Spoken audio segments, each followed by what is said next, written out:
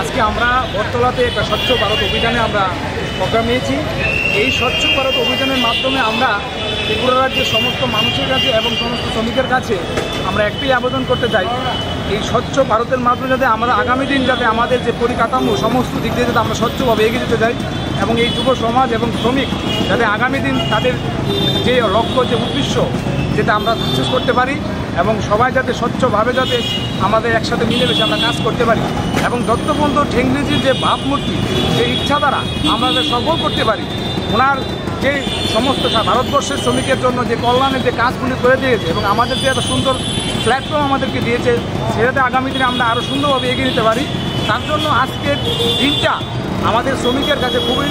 আনন্দের দিন, গর্বিত দিন এবং আমরা এত সুন্দর একটা প্ল্যাটফর্ম পেয়েছি যার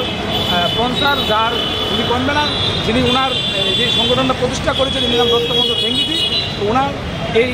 কারণে আজকে আমরা এই সুন্দর একটা প্ল্যাটফর্ম পেয়েছি, আমরা কাজ করার অঙ্গীকার আমরা হয়েছি। তার জন্য আজকে আমরা এই স্বচ্ছ অভিযানটা আমরা।